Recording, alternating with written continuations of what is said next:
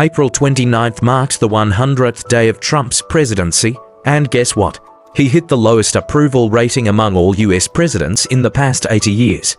His actions over these 100 days have sounded the alarm for the US economy, making allies and neighboring countries increasingly wary of the United States. The global economy and cooperation mechanisms have also been plunged into unprecedented uncertainty. It can be said that the very foundation of the American imperial hegemony has begun to waver. Looking back on this period of history years from now, we may well find that these 100 days were the pivotal turning point that propelled the century-long transformation. Why do I say this? Trump's new policies have inflicted fundamental damage on the United States' political, economic, financial, and even cultural soft power landscapes. This situation is somewhat reminiscent of the impact of Gorbachev's reforms on the Soviet Union. What seemed like an attempt at change actually pushed the country into a deeper crisis. Let's take a look at Trump's policies and their implementation during his first 100 days in office. Trumpism has essentially become a laughingstock in both international and domestic US public discourses. There is not a single positive affirmation, let alone praise or favorable comments, about Trumpism in international media. I imagine Trump himself must be extremely anxious and disheartened. His performance over these 100 days fully demonstrates his ineffectiveness as the leader of a declining empire. Trump is ambitious yet lacking in ability, bold but not resourceful, unable to distinguish between loyal and treacherous, and prone to vainglory. He exhibits almost all the characteristics of failed emperors in Chinese feudal history. The United States, with its vast territory and abundant resources, will surely continue to exist over the next few years. However, the American hegemony built on strength, credibility, and values the century-old foundation of the American empire seems destined to crumble under Trump's leadership. This isn't just my opinion.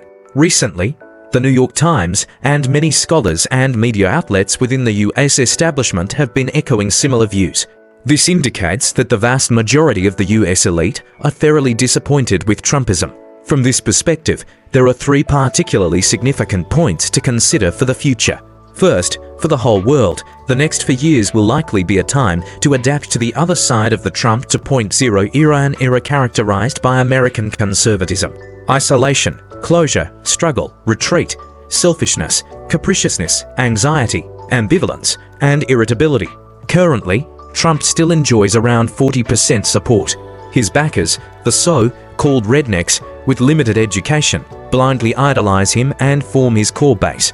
Although some have turned against him, overall, Trump still has at least 30% die-hard supporters in the US. These people will back Trump no matter what he does. With their support, the declining American empire will experience periodic menopausal syndrome, in other words, the uncertainties we often talk about during Trump's remaining 1,300+ days in office. So, everyone should prepare mentally. No matter how outrageous Trump's actions may be, we should stay calm and take them in stride. Second, in the next few years, the world will likely enter an era without the active participation of the US government. The world will continue to turn, but the frequency of dealings with the US federal government will decrease significantly.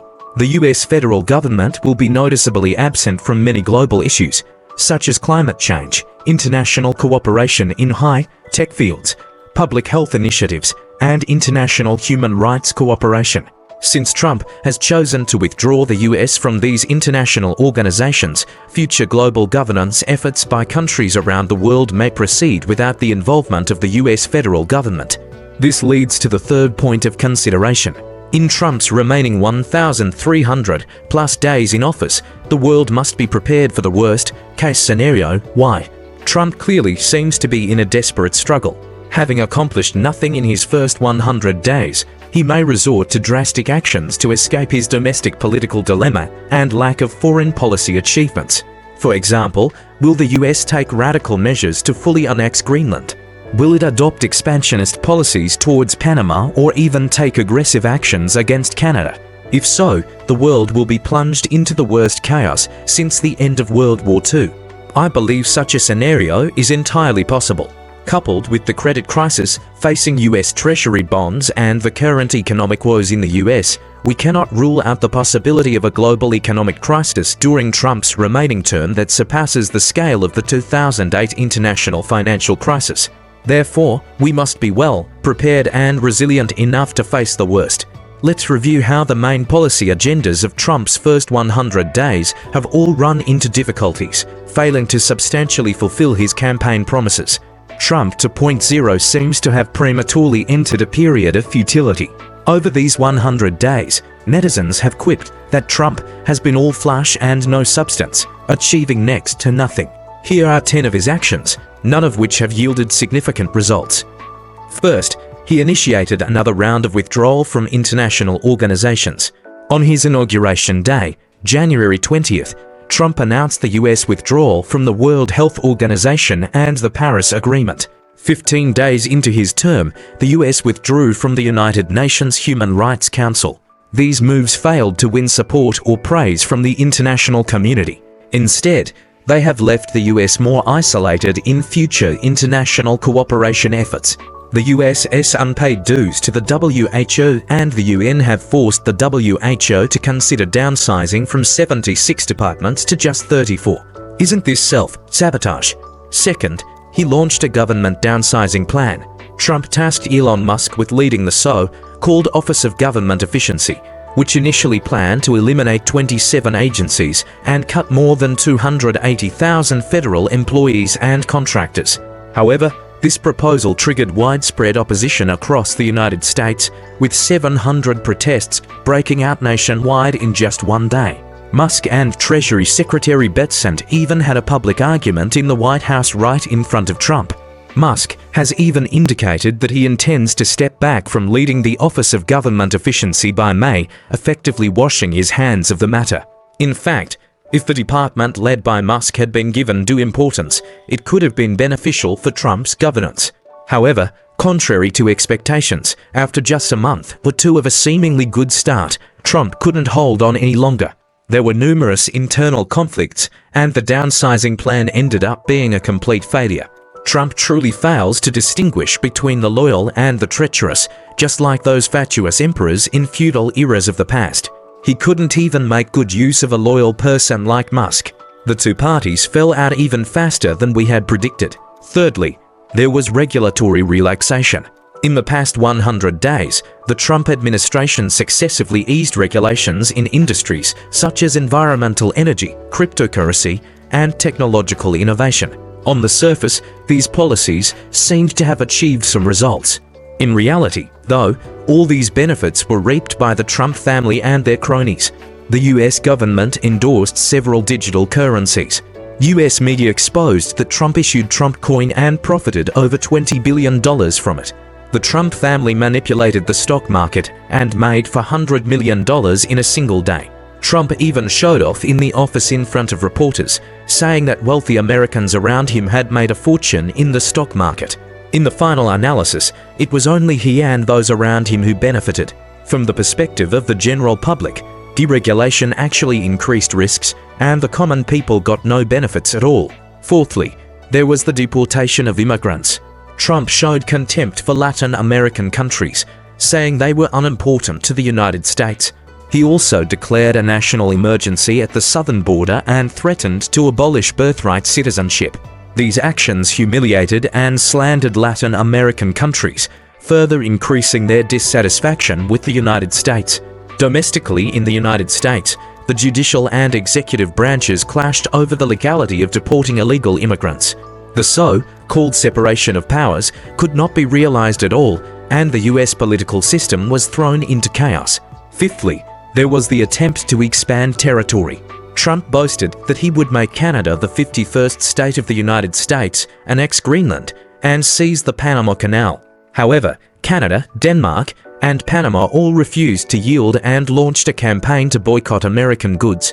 The number of tourists visiting the United States dropped significantly compared to last year, severely hitting the US tourism industry. Now it seems that Trump doesn't mention these ideas much anymore. Presumably, he himself realizes they are unachievable.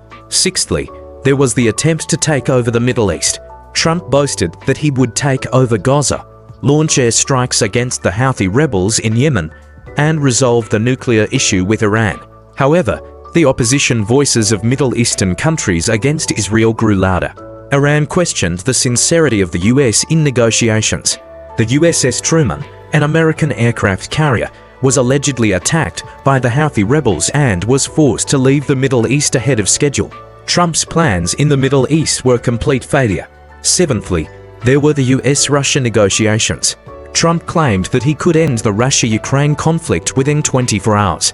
He bypassed Ukraine and had a phone call with Putin on March 18th, known as the Trump-Putin meeting.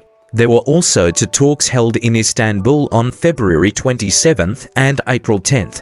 However, instead of ending, the Russia-Ukraine conflict intensified. Europe stood firmly with Ukraine, and the mineral agreement that the United States originally hoped to promote also fell through. US Congressman Rubio was furious and threatened that the United States would withdraw from the Russia-Ukraine negotiations. Trump later said that his earlier statement of ending the conflict in 24 hours was just a joke. His attempt to woo Russia seems to have ended in vain. I think the Russia-Ukraine issue will persist for a long time. Eighthly, there was the attempt to suppress Europe. In mid-February, US Vice President Vance sharply criticized the regression of Europe's basic values at the Munich Security Conference. However, instead of convincing others, this triggered panic among Europeans. Europe began to re-evaluate the so-called transatlantic partnership and initiated a process of reducing its exposure to US risks. Germany passed a huge debt bill to promote the transformation of its defense policy. In the subsequent tariff wars, Europe became the vanguard against Trump's tariffs.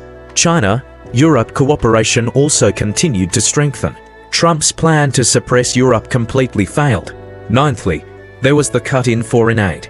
Trump suspended foreign aid for 90 days, and the U.S. Agency for International Development USAID laid off 97% of its employees and was also planned to be merged into the U.S. State Department. This move left many media that had previously received funds from USAID without financial support, forcing them to turn around and lavish praise on China. At the same time, many real aid projects aimed at developing countries overseas were severely scaled back. Local residents faced shortages of basic food and medicine, and the reputation of the United States was severely damaged. Tenthly, there was the implementation of global tax increases. This has been the most globally watched event recently. Trump imposed a 10% benchmark tariff on foreign countries generally and also imposed reciprocal tariffs on different countries based on their situations. At first, he said he would focus on dealing with China, but China simply ignored him. Instead, he himself became more and more anxious. As a result, the US stock, bond, and foreign exchange markets all took a hit. In less than a month, the market value of US stocks evaporated nearly $7 trillion, equivalent to 1/4 of the US GDP last year. On April 8th, at the container terminal in Long Beach, California, the United States, goods were piled up in mountains, and trade was in trouble. Trump had no choice but to postpone the exemption of his global tariff plan. He had previously claimed that he could collect an additional $2 billion in tariffs per day. In fact, in March, the United States only collected $200 million more in tariffs than last year, but caused the economic growth rate to be adjusted down by 0.9%, resulting in a direct annual economic loss of over $200 billion. Just look at what Trump has done in these 100 days. It's no exaggeration to say that Trump's governance has entered a period of complete ineffectiveness. Judging from the results, Trump's 100-day reform has clearly failed. The British magazine The Economist has even made a countdown for him, saying that the trapped like Trump only has more than 1,300 days left in his second term. In the future, the difficulties he faces will only increase, and there will be even fewer things he can actually accomplish. Therefore, we can have full confidence in dealing with Trump's future actions.